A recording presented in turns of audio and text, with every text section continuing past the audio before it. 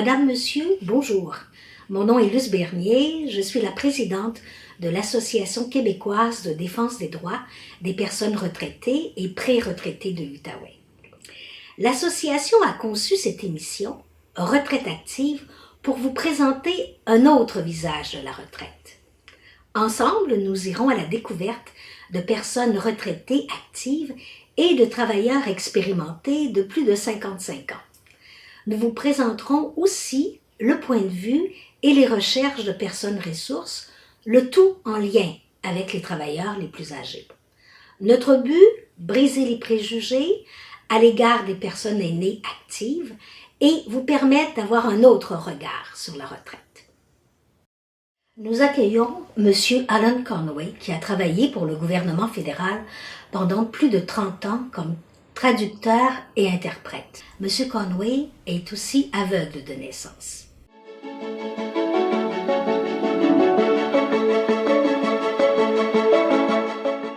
Bonjour, je m'appelle Alan Conway, j'ai 68 ans.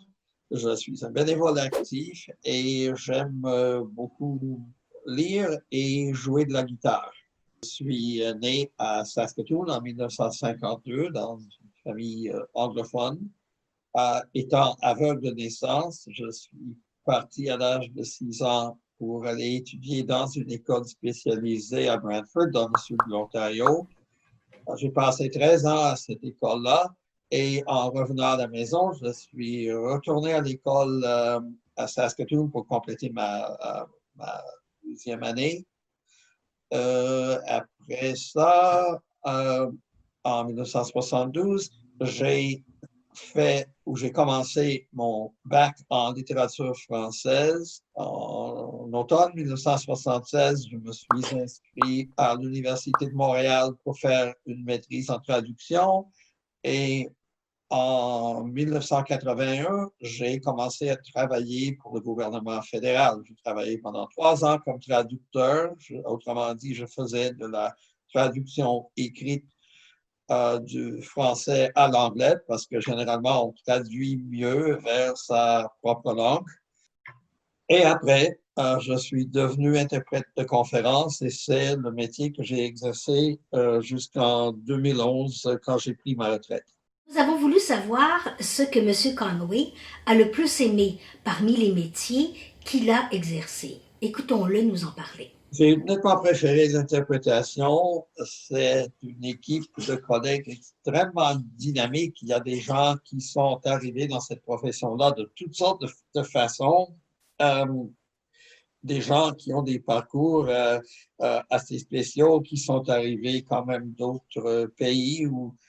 Ce sont généralement des gens très extravertis et très dynamiques. Et on travaille en équipe beaucoup. On fait toutes sortes d'équipes avec toutes sortes de gens et c'est vraiment l'aspect que moi j'ai aimé le plus de ces deux emplois-là.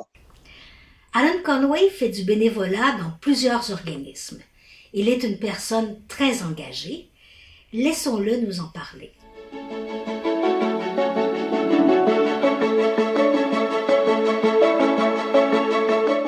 Je suis membre de l'Alliance pour l'égalité des personnes aveugles du Canada ainsi qu'utilisateur de Chien Guide du Canada. Je suis membre du regroupement des associations de personnes handicapées visuelles de l'Outaouais, ainsi que son affilié, c'est-à-dire l'organisme provincial dont dépend la PHVO, ça veut dire le regroupement des aveugles et amblyopes du Québec. Pour plusieurs de ces organismes, en fait pour l'Alliance, j'ai déjà occupé le poste de deuxième vice-président au conseil d'administration.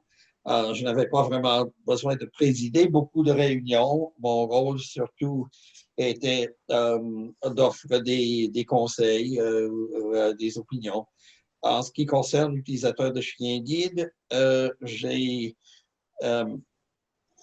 occupé plusieurs postes au sein du conseil d'administration depuis à peu près les 25 ans que l'organisme existe. En fait, j'ai occupé tous les postes sauf celui de trésorier.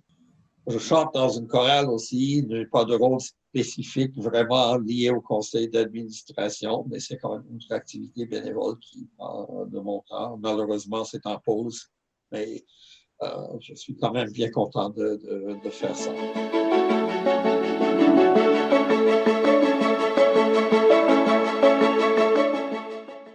Durant les 30 dernières années, la technologie a fortement influencé presque tous les emplois et notre façon de travailler.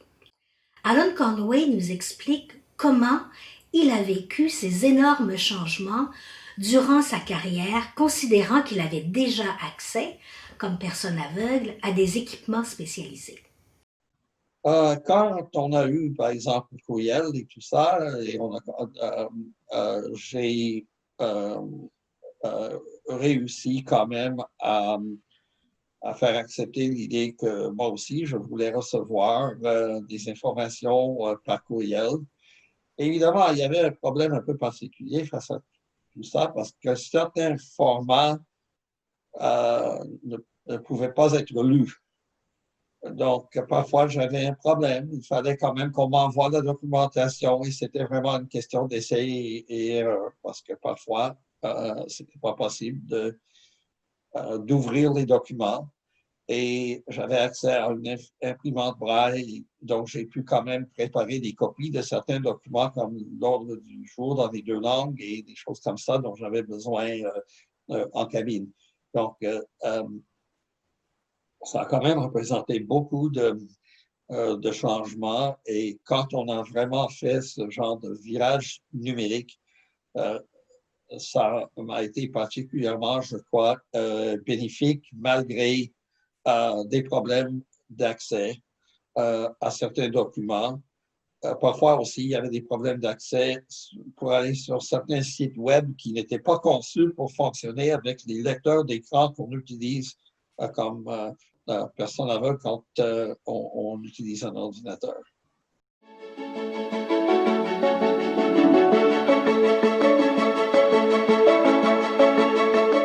L'expérience de la vie en tant que personne handicapée, c'est le genre de choses qui peut nous montrer que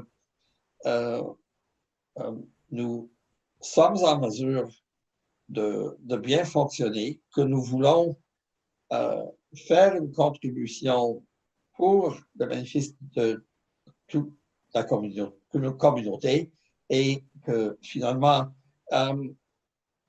nous sommes prêts à prendre notre place. Alors, Madame, Monsieur, c'est ce qui conclut notre entretien avec Monsieur Alan Conway.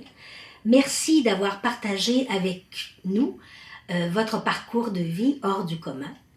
Pour le prochain épisode, nous accueillerons Madame Monique Baudouin, une nouvelle retraitée qui fait beaucoup de bénévolat depuis plus de 40 ans, et ce, malgré sa déficience visuelle.